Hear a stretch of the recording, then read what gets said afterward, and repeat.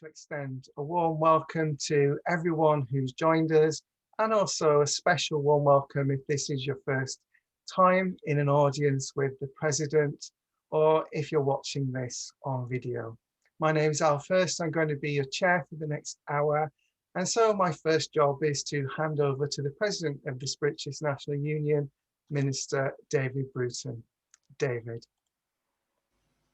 Thank you very much, Alv, and good evening, ladies and gentlemen. Can I welcome you to Audience with the President? It's very hard to reflect that perhaps 12 months ago, we were coming to a point where the pandemic was starting to take hold, and our lives over the last 12 months have changed in so many ways. As we know, many of our churches have been forced to close, and our ability to share the joy of worship together has been greatly limited. But you know, spiritualists, by their nature, are very innovative people. And I suppose, like many other religions, we have recognized and realized the potential of creating services in the virtual world. But we've gone much further than that. And now we are delivering healing, training, and all other aspects. So tonight's subject is digital spiritualism. I'm sure if we'd said that 12 or 18 months ago, we perhaps would have looked at each other and thought, what? Digital spiritualism? It'll never happen. But that's the nature of life. And sometimes we just have to make the change. My guests this evening are in their own way at the very forefront of creating that digital presence for the Spiritualists National Union. And I'd first like to introduce to you Minister Simone. Simone, who I'm sure many of you know, has served the SNU for a great number of years. That makes her sound very old, which she's not really. I am. She has in her time, and the first time I think Simone and I met, she was chairman of Training and Awards and sat on the National Executive Committee in the early part of the noughties. She's also a much respected course organizer and tutor at the Arthur Findlay College, and also has served the college as the senior tutor. Zaman works internationally, teaching many aspects of mediumship.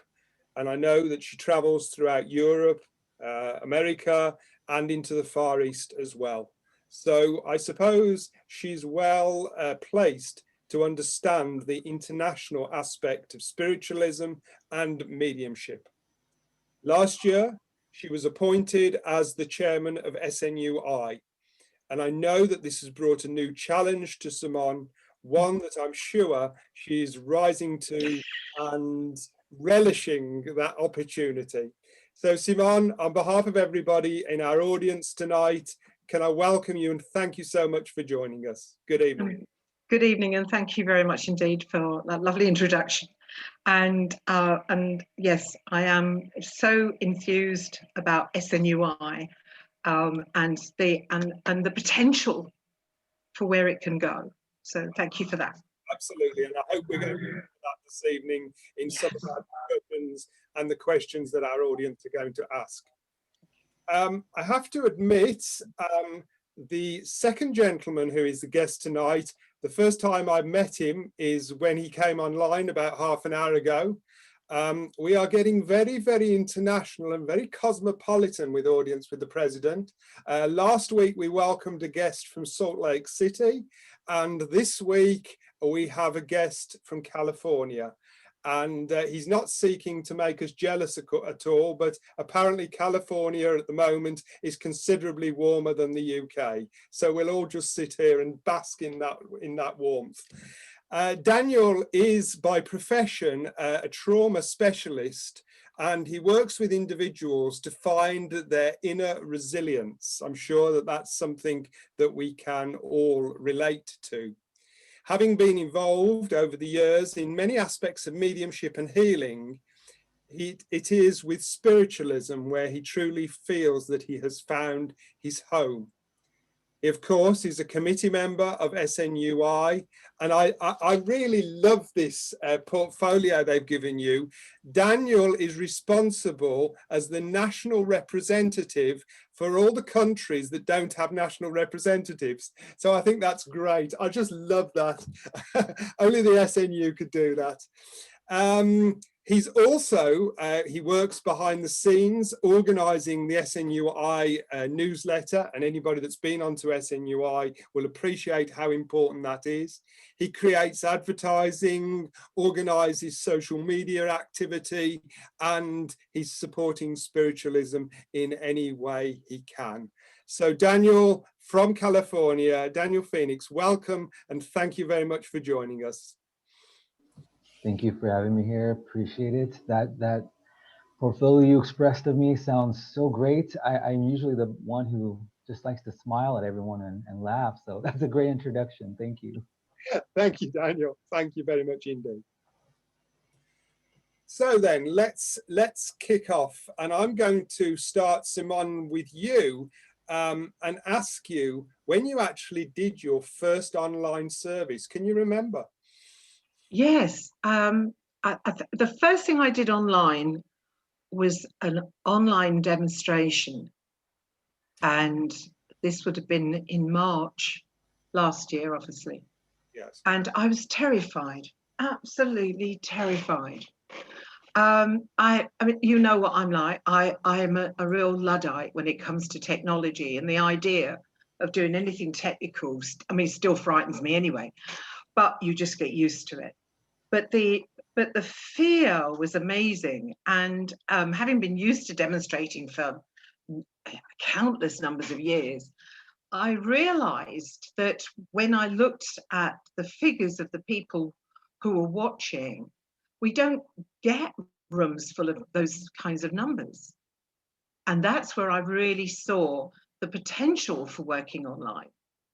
Yes. I mean, it was quite amazing for me because I'm the sort that wouldn't even do a phone reading before we went technical, you know. But had to face the fact that we have to change. There's no choice. We have to change if we want to progress within our religion and within ourselves. So is the way you actually deliver your mediumship different working virtually to working physically? I think there's pros and cons. The pros are that when you're working online, you're able to sustain your own power. You're not relying on your audience's power. You know, you can. I call it. It's very similar to what we used to call years ago blindfold mediumship. You know, where you have to rely totally on your connection to the spirit world, and you're not distracted. You know, you haven't got somebody getting up, walking around, or, you know, all of those things. The things that distract me now when I'm taking a class or doing a demonstration and I see the screens and I see people sort of having dinner or on an exercise bike or in bed sometimes, you know. And I remember once I had to say to a lady, I think there were about, I can't remember, it was a workshop I was doing and there were about 30 people online, and I had to tell some lady who was on the screen that her dog wanted to come in. I thought that said it all, really, you know. So, but it is so different. It's a completely new way of life. However, it's, for me, it's what I call the ripple effect that's important. How we get that message out and how we get that across to people, and how instrumental we are in enabling spiritualism to move forward. That's what it's about for me. It's not just about messages, it's about everything. It's about the philosophy, the phenomena, and the well-being of people. That's what's important.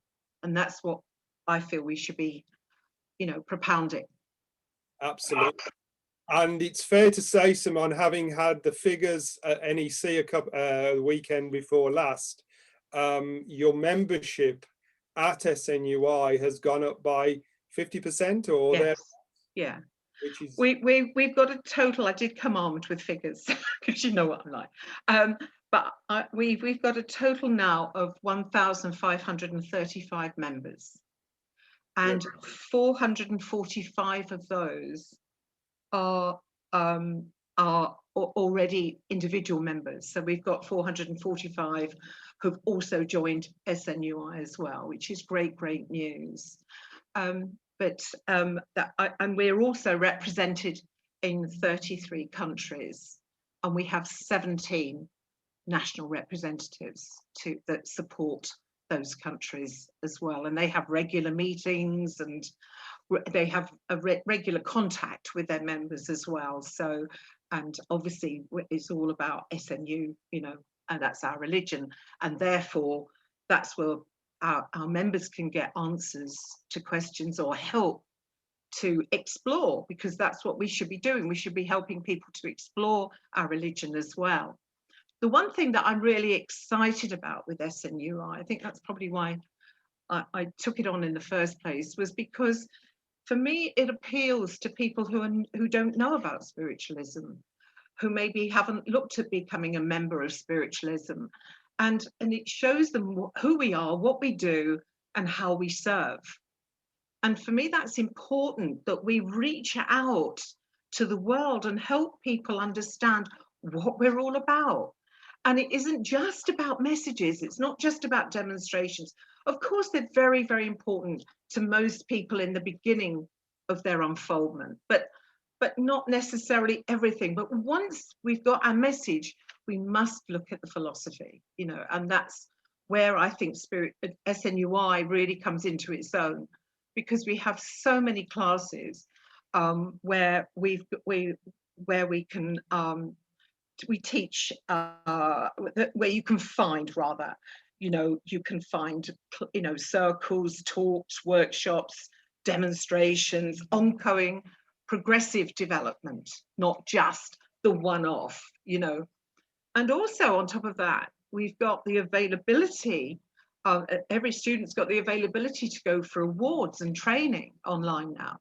Well, if you can imagine in our day, you know, when we had to travel around the country trying to find a venue, you know, either if you're an assessor or if you were the candidate, so to speak, and we would have to travel extensively.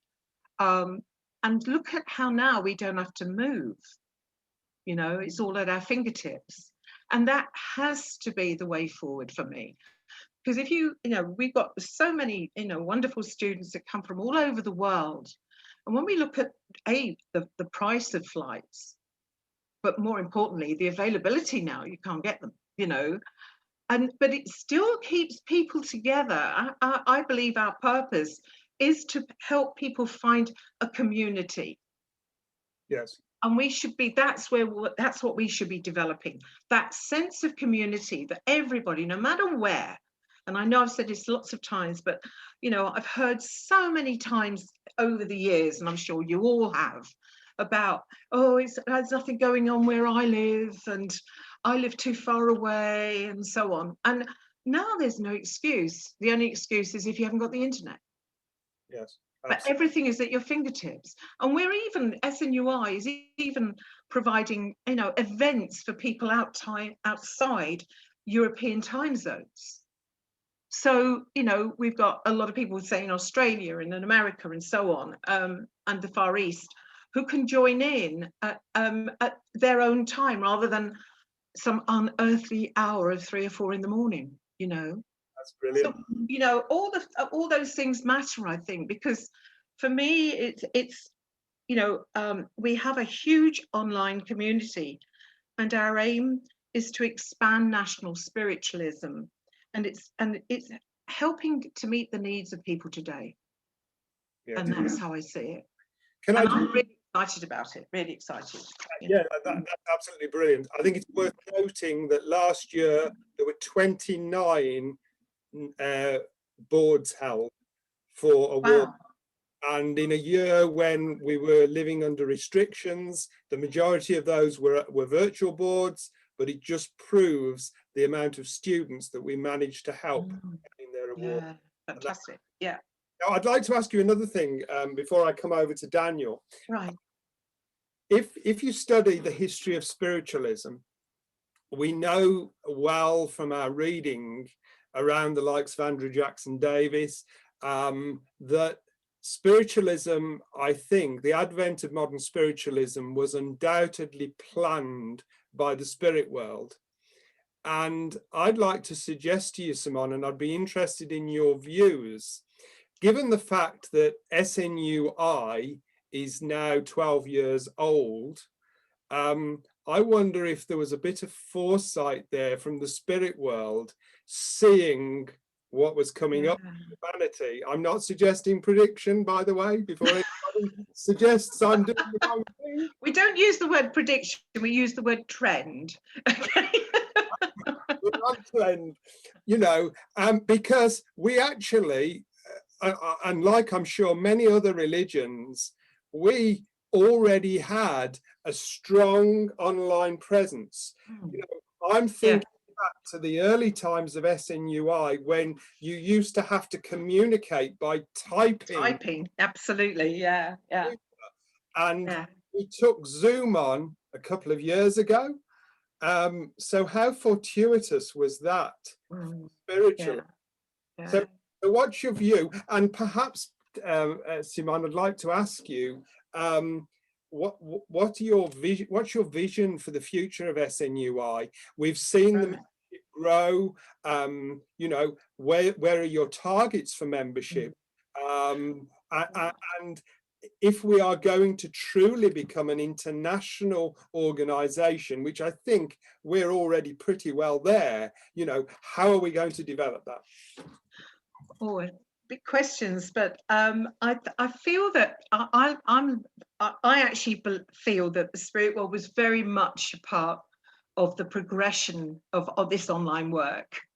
I have to say that in the very beginning, when I was asked to teach trance online, I was the one that said you couldn't do that. And I ended up having to eat a massive lump of humble pie, you know, because I've been teaching for about 20 years. You've got to be in the room. And now I know you don't, because, you know, I can feel energy when I'm talking to you, you know, and you could be anywhere in the world. So that it shows me really the closeness of the spirit and how the spirit influences us in modern day thinking. It has to be modern day, because there's nothing, you know, about the past. We've got to move on. You know, this is a time now where we've got a wonderful opportunity, a golden opportunity, if you like, to move our religion forward to every part of the world. And we can, you know, by showing who we are by example. It's not about trying to, you know, bash somebody's head over that, you know, on the head with philosophy and so on. It has to come from people first. And I believe, especially because of this pandemic, that people have become much more self-aware. They're much more aware of, you know, their own insecurities, maybe much more aware of their own issues, and they're looking to find answers. People today, I feel, are looking for more answers now than ever before about their own composition, their own makeup. Who am I? Where do I fit in the scheme of things? And do I have an immortal soul? That's what people look for today. And it isn't a question of, is mediumship a fact?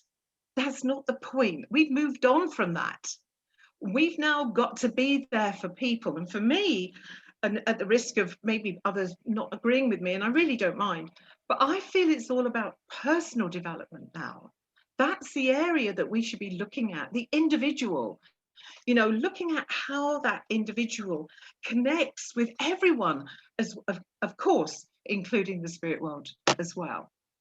And that's where I feel that we have got a target market, if you like.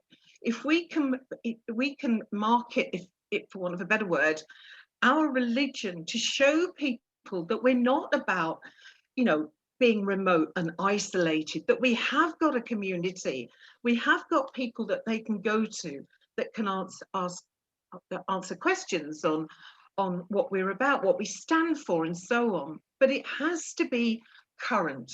It's got to be up to date. you know, and because of course the history is history, and we need that. We need that solid foundation of history, but we've got to learn from it and move on from it, because that is what it's about for me. Nothing should be still. Nothing should be just in this moment. We should have vision. We should have the foresight to see that there is so much more that we can do. Of course, the big issue is, how much time do we have? You know, but because there's so many of us, we can share that load. We don't all have to do everything.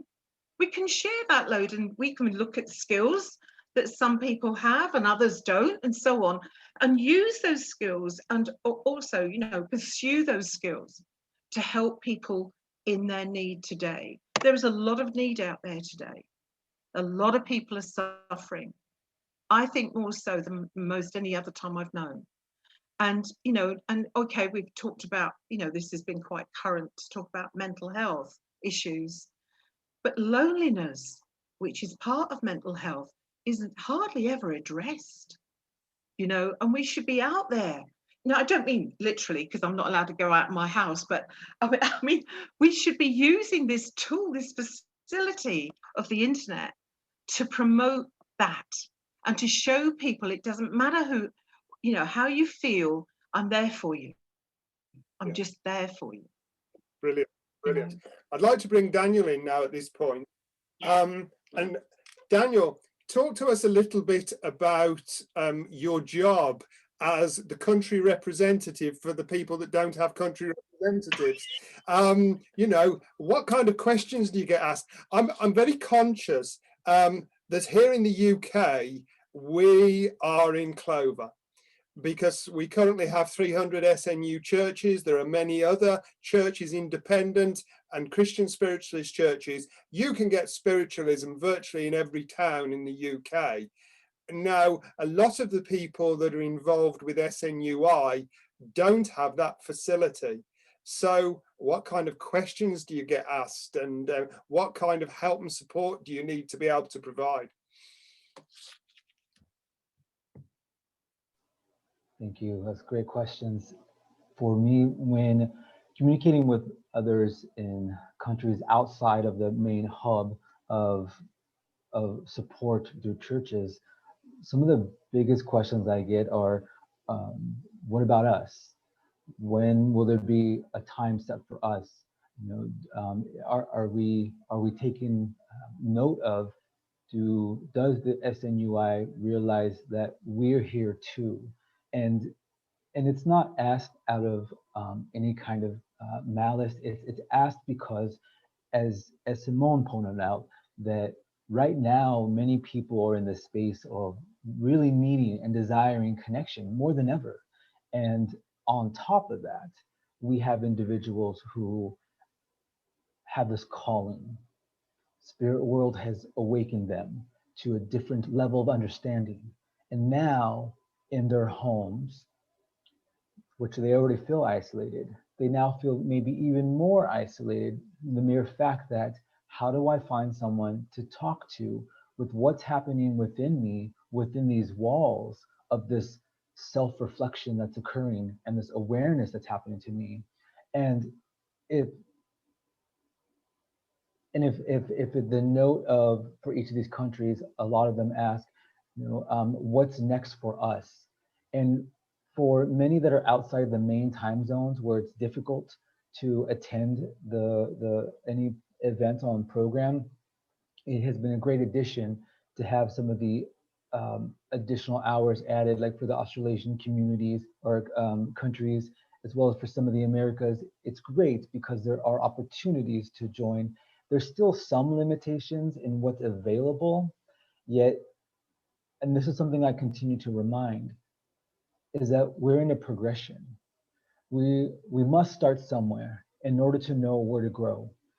And it's going to take patience, and it will take some time to understand how we need to grow. There is also the idea regarding, I guess I will use the word safety. For some countries, it is not entirely well accepted that if I hold a meeting to represent that country, that all country members who attend, that it's actually feels safe enough to share about spiritualism because of what the other persons may think based on what is prevalent in their country. So oftentimes it is important to have different countries in the same meeting that are underrepresented in order for there to be cross communication as well as support, because for a lot of people still, the idea of spirit, the idea of spirit world, the idea of connection or communication still isn't seen as a positive. It may be seen as something detrimental to the individual who may need to seek some type of mental health services, yet to find a connection amongst us, to know that they are one of many. And for me, it is definitely an honor to be in this position to listen, to hold the space and the support, and to allow the emotions to come up for the individuals when they realize they're no longer alone. And I think that's the biggest part of what we get to provide as far as serving any country as a national representative, is the opportunity for especially underrepresented countries and even communities, that they're not alone. And that's so vital, especially during this time as so much self-reflection is occurring.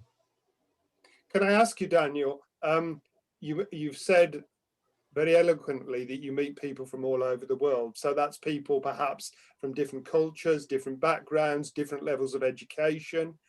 Are the different concepts of mediumship and standards of mediumship that you come across, you know, how many people struggle to understand what we do as spiritualists? Great question.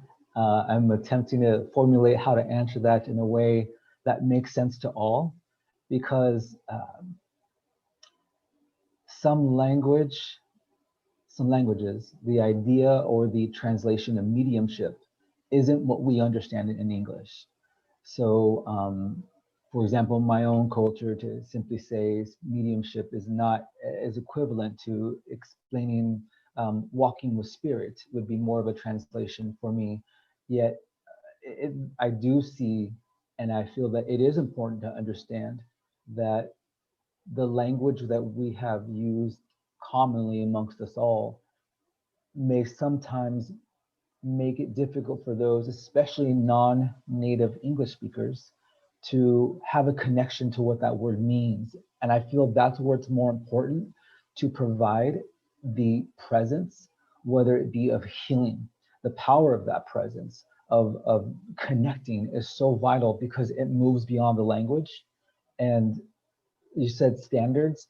I believe there are quite a bit of an ebb and flow of standards of what is considered or what connects someone to the idea or understanding of mediumship, because you have some who simply feel the mediumship, some who are expressing or demonstrating the mediumship. And again, based on language or culture, the different experiences are going to be labeled differently. Some simply expressing spirit in word or in voice may be something that is seen as a higher standard than someone simply being in the power of the presence. So it's such a wide and long spectrum. And I think the most important part for me is simply sitting and listening to how it's being expressed, how it's being asked about, because that's giving me clues as to the level of understanding. And again, it's beautiful because spiritualism is an experience, and that goes beyond words. Unfortunately, we are still humans, so we get stuck on the words. Yet what's beautiful is when we transcend, or if I step to the side of myself and say, human mind, just stay over there. I know they're using a language that's different from mine. They're saying mediumship. I think they mean trance, but it's okay. Let me just step back and let me hear them. And when they express through the emotion or through the excitement of what they've encountered or experienced, that is where we actually form that connection. And that's where, as Simone said earlier, We are all an example. And anything that we each do, especially now online, is an example of spiritualism. We may be the only reference or example someone may have of spiritualism by our interaction, especially in those that are in remote locations. Brilliant. Thank you so much for sharing that, because I think Sorry. insight into the power of SNUI and the potential of SNUI. Simone, I want to bring you back in anyway. Good.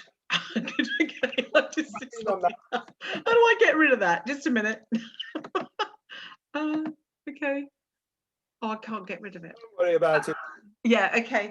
I wanted to, if you don't mind, I just wanted to come in on something that Daniel was expressing, because it's something that happened to me through this lockdown period that I'd never had happen to me before. And I was doing an online series of classes for if I just leave it to do with the Middle East, if I just leave it at that. And I felt very, very uncomfortable because the culture is so different and the religious beliefs are so different. And I was having to address things like voodoo and protection and all of that I don't normally address, you know. And it really put me in a very difficult position. But I had to keep focusing on the fact that these people wanted help, and they had asked me to help them. And so therefore, it wasn't a point of just giving up and saying, oh, I'm not going to do this, because that's not fair, because it's outside my beliefs doesn't mean that I can't listen to theirs. Absolutely. I did say I didn't go along with it, because I don't.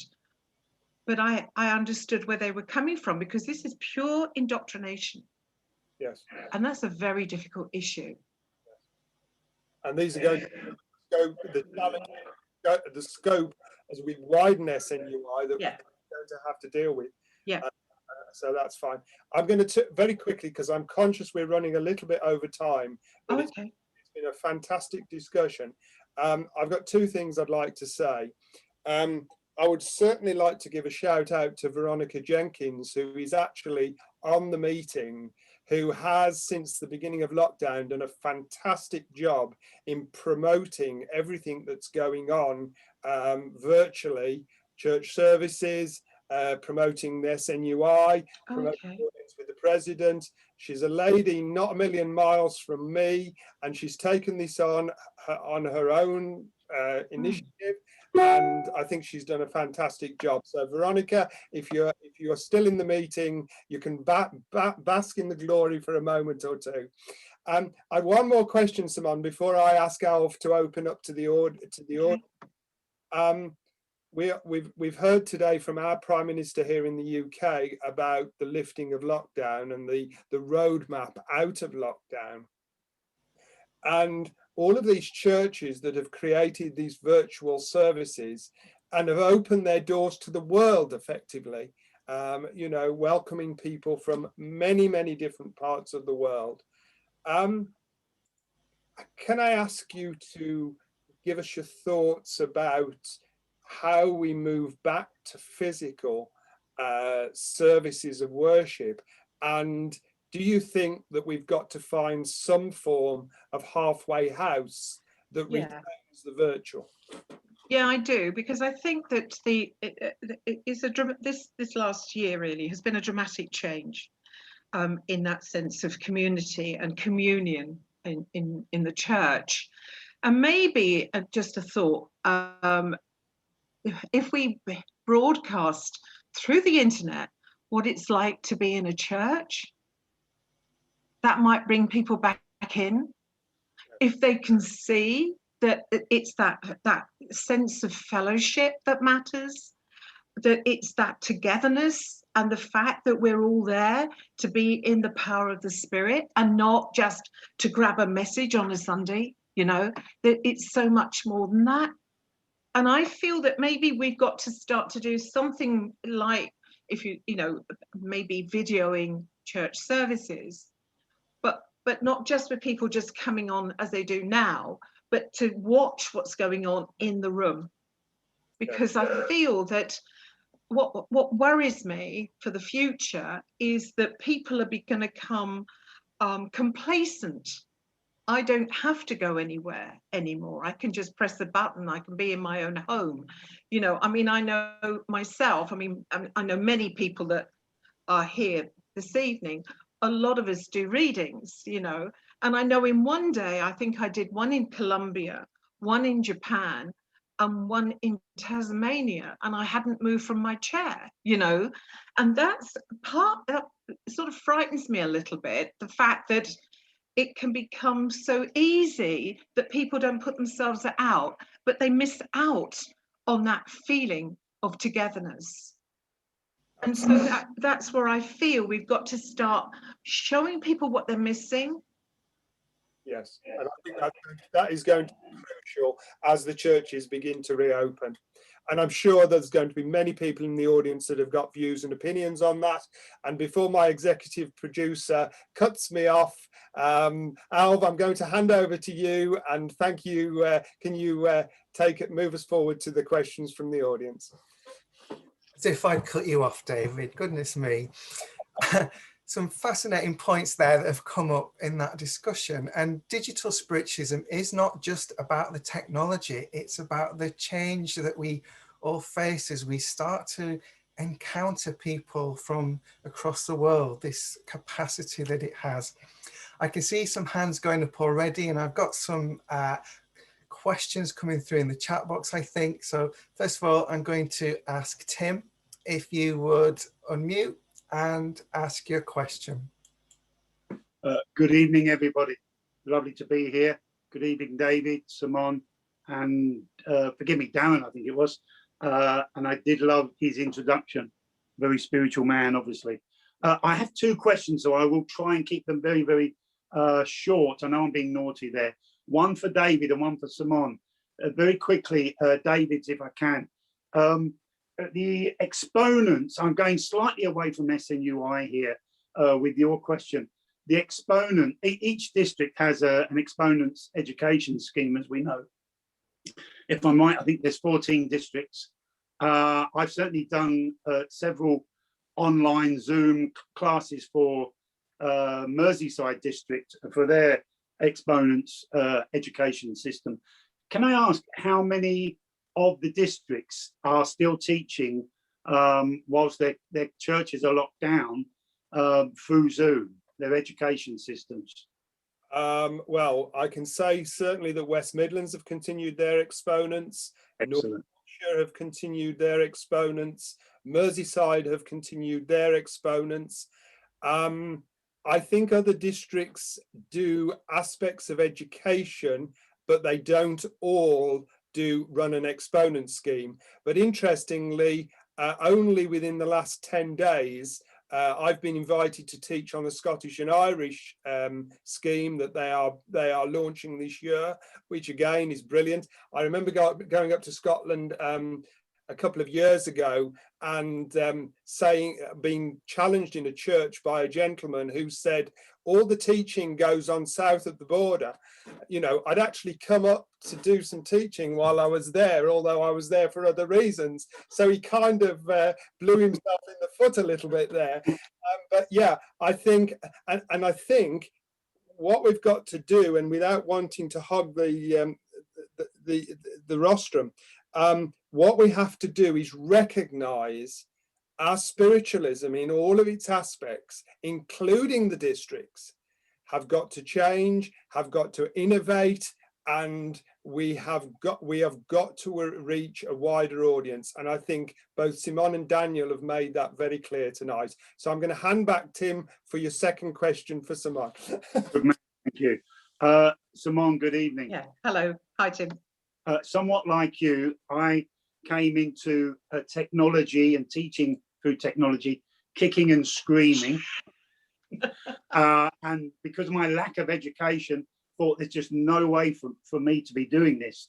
But actually over the last year and a half, maybe, from doing different lectures and different 6-week courses, I've continuously done 6-week progressive education courses, and the demand is just unreal, as I'm sure you're aware. But something I'm aware of, Simone, and I don't know if it's something that you've been aware of. Certainly, I feel, and something I didn't know would happen, but the connection with spirit, although you're working with this media, media, is equally as good, if not better, because you're so. I totally agree with you. Totally agree with you. The senses are just alive. Yeah, yeah. From a tutor's point of view, what I've noticed with the students, and really I'm asking advice here, and I've been teaching intermediate to advanced, that they've somewhat got one eye on the technology so much that I feel that their connection with spirit is somewhat weakened, that every time I go into a breakout room, it seems easier for me to distract them from spirit. Yeah, and that's probably the reason.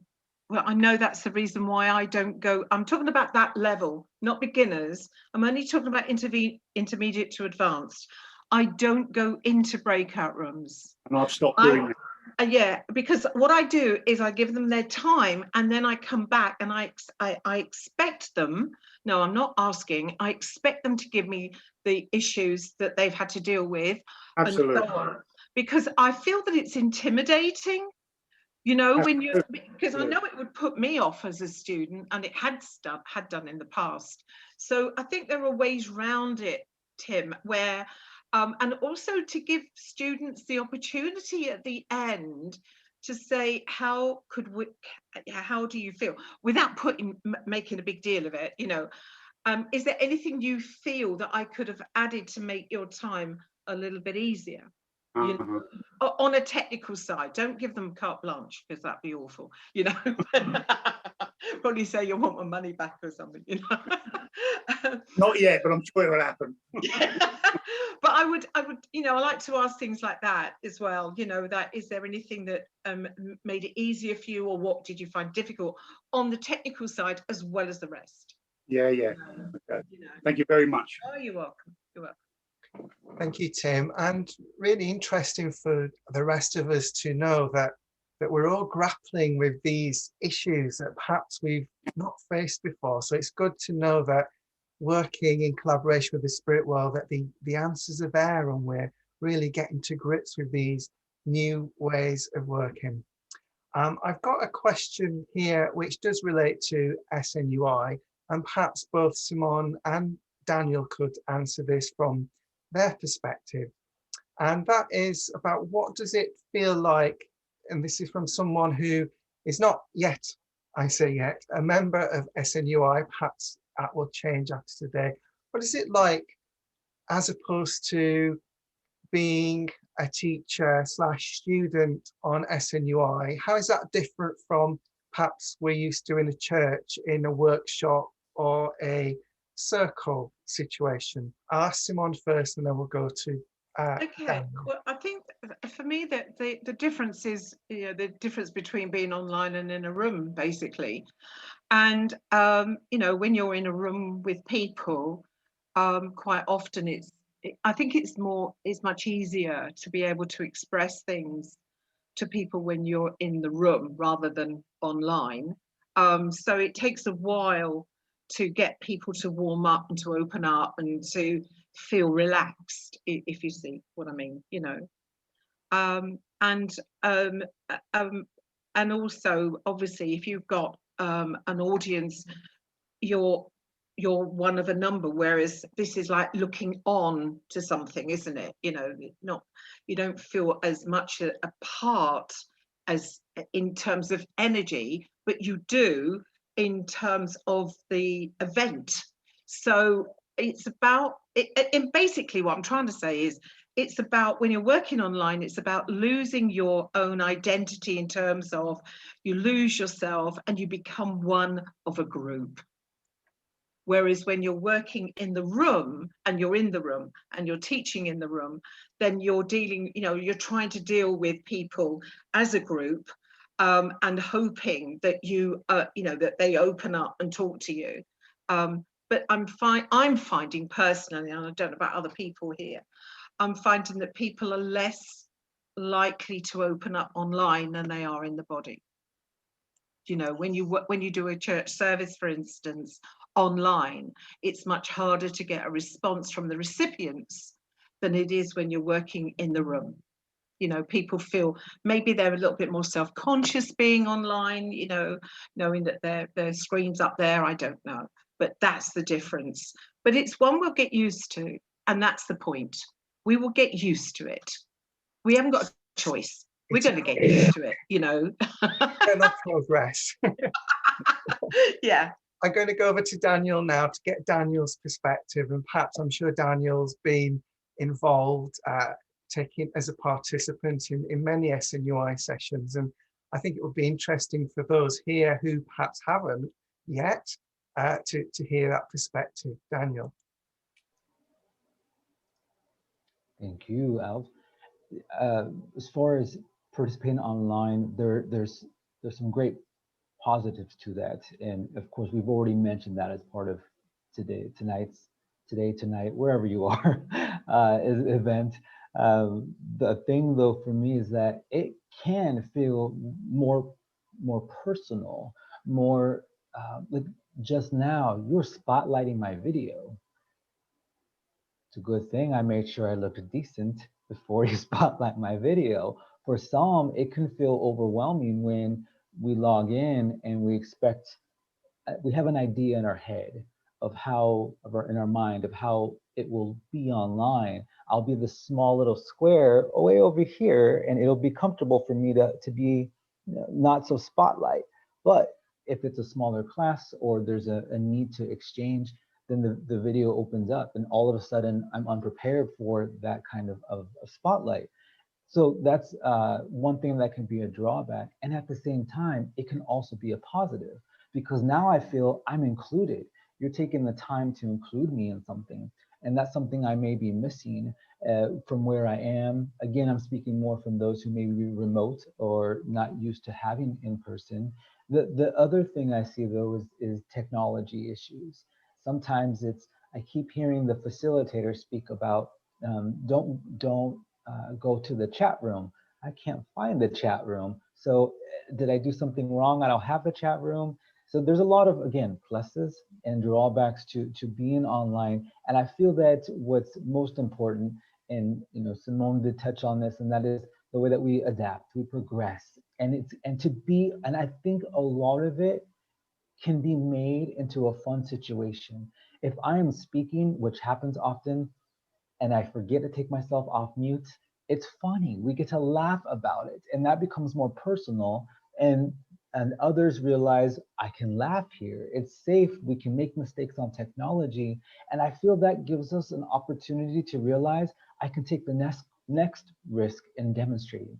I can take the next risk in partnering with another student and be okay because we both had that funny thing happen with technology. So when the chair or the facilitator understands going digital does require some adaptation, and that means becoming more responsible for ensuring the safety is there in the virtual room, as well as making certain to welcome everyone into that room, no matter how far they may be trying to hide into it. It's a great experience and it's different. And I feel that if we, again, from speaking from words and stories I've heard from others and my own experience, if we focus on how different or disconnected it may be because we're constantly using in person as a basis for comparison, we may be limiting ourselves. So instead to say, I understand what in person feels like. And I will say that I enjoy in person. I enjoy laughing and hearing the vibration of someone's laughter move through me when they're just having a great time. And there's some of that we can still capture digitally, yet I attempt to remind myself to watch my language, that I'm not comparing, instead using it as a basis and allowing people to grow from that. So it's quite the experience. If someone has not gone digital for a course or a class, I highly suggest it. It may be for you, it may not be for you. I simply say have fun and enjoy yourself in whatever way it unfolds for you. That's fantastic. And I think spiritualism is old enough for us to see and young enough for us to know that throughout its history, we've had to adapt to changes at each step of the way. And I think we're perhaps at yet another crossroads where we have to adapt and change and understand a new way. So thank you for your responses to Simone and Daniel. And she's been waiting very patiently. I'm going to ask Ricky to, could you unmute your microphone and make your point? Yes, thank you very much. I might be ignorant in my question, but my question is, would there be an opportunity to have a trance mediumship on SNUI or trance healing on SNUI? Because I don't believe we have. I'm going to go to Simone for that. Yeah. Can I just come in here? Because I'm sure we do. Pretty certain that Minister Stephen Upton does several talks on trance healing, and I know he's done some demonstrations on SNUI on trance healing as well. And I'm really sorry, I know there's somebody else that does as well, but I can't quite remember their name. But Ricky, I can get back to you and let you know. Okay. Yeah, that would be awesome. Thank you. Yeah, good to see you, bud. Thank you. Thank you, Ricky. A good question. And I think there is such a diverse range of things happening on SNUI. I know it's difficult to think of that all in one go, isn't it? Because there's such a vast program. And I looked at the numbers of sessions that were offered last year, and it's absolutely astonishing. There's so much stuff going on.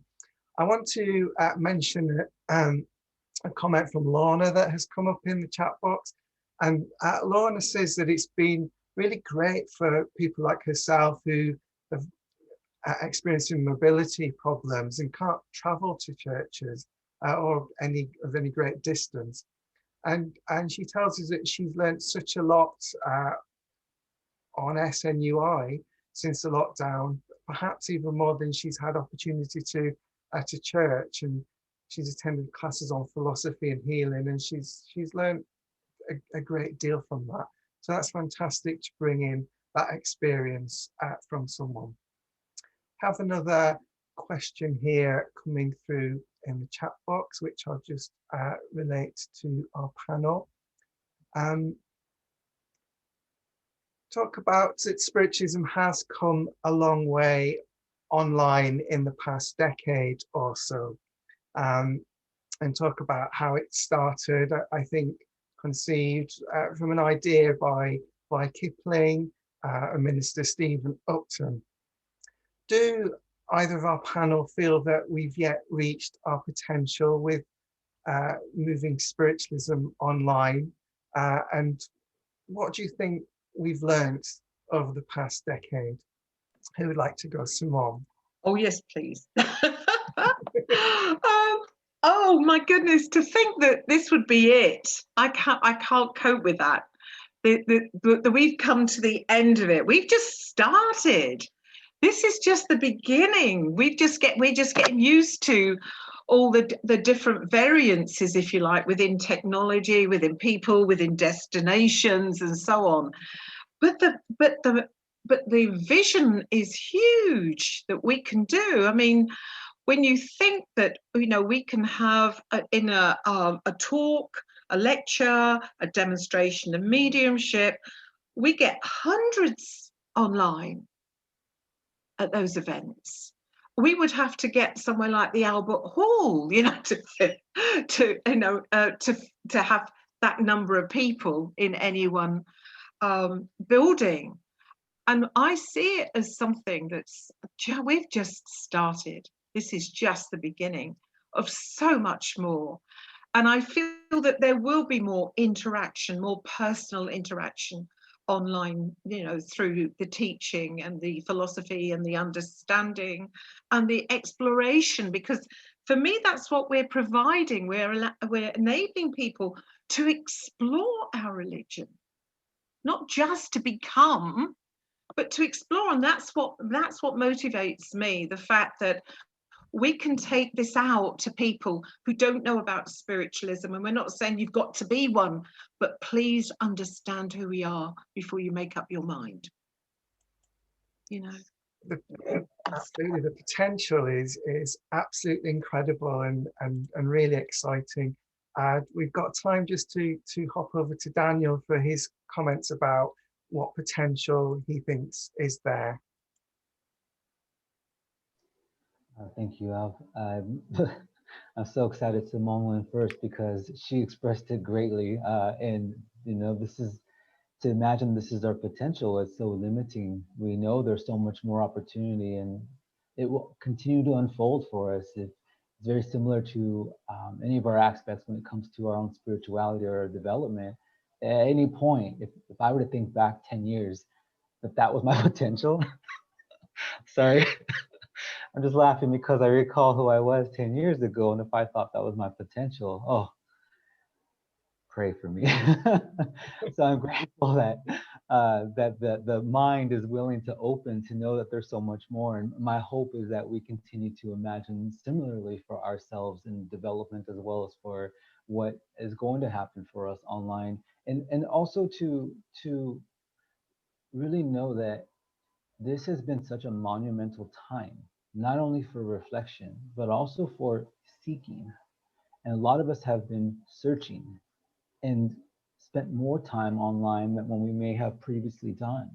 And many more are finding a place to feel comfortable, safe. They may not want to belong yet, and that is okay. It's about providing something that where they feel safe, they feel comfortable. We have many open events that are open to those who are not even members. And the purpose isn't to cast our net to make sure you join us.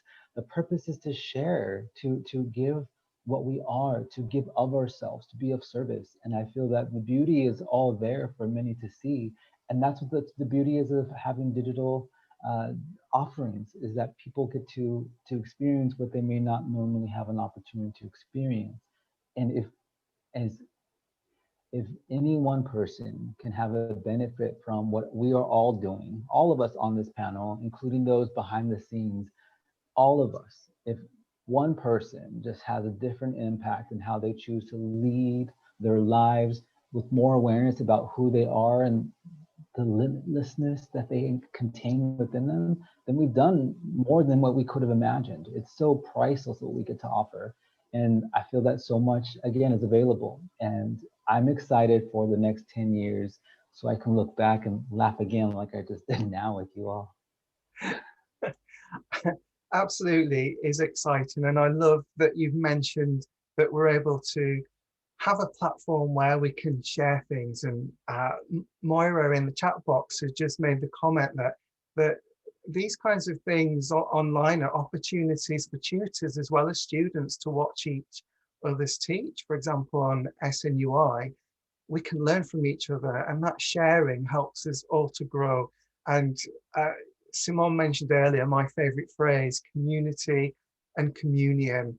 I think a huge potential there in digital spiritualism.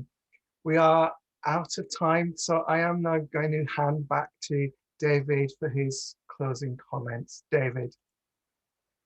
I'd like to thank both Simone and Daniel for a brilliant evening this evening.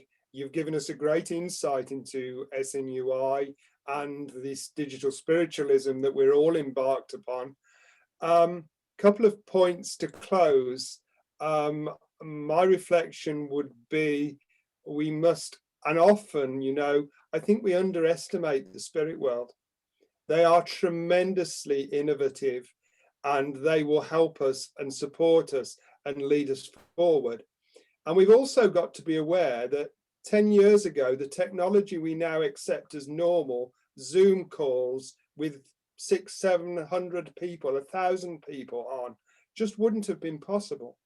So Daniel coming from California and Silicon Valley and the attempts they're making to develop the technology, we've got to go with that. We've got to embrace that. And we've got to find the potential within that to promote our spiritualism together. And like Daniel and like Simone, I'm excited. I think we are almost potentially at the starting point of maybe a revolution that's going to change spiritualism and our lives forever, but most importantly, for the better. That has to be our case, to make things better for everyone, to strengthen the community, to strengthen the opportunities to learn and to worship together. And again, thank you so much to Simone and Daniel for a brilliant evening. Thank you so much. Can I just very quickly tell you, because we are already over time, that next week on the 1st of March at 7 o'clock, we will be joined by Minister Colin Bates, and Colin is going to be talking about bringing spirituality into mediumship. And I know that's going to be a fascinating subject. Colin is an amazing tutor and teacher, and I'm sure we'll all learn something from Colin. And just for those that would like to know, the week after, on the 8th of March, we will be welcoming Minister Barry Oates, who is going to talk about the 21st century principles of our movement, spiritualism. So again, another opportunity for a brilliant discussion. Can I thank you all for joining us this evening? Sorry, David, can I just come in Yes, very quickly? If anybody's interested, on Highsville Day, in case you can't remember the date, that's the 31st of March. We've got SNUI, we've got a lady called Tracy Hippie Chick Murphy, who actually owns the Fox Sisters house, and Janet No Havoc, who actually is renovating the schoolhouse for a healing sanctuary, and they're giving a joint talk together at 7 o'clock on SNUI. Thank you all. Thank you, Simone. I tell you, there's a lot going on in Hydesville Week. We will be having a Hydesville special on Audience with the President, and there's several different events going on through that week. So just keep your eye on SNU social media, and also Veronica, who generally shares it as well. So thank you so much. Thank you to Al. Thank you to everybody. Good night. God bless. Keep safe, and look forward to seeing you again next Monday. Thank you.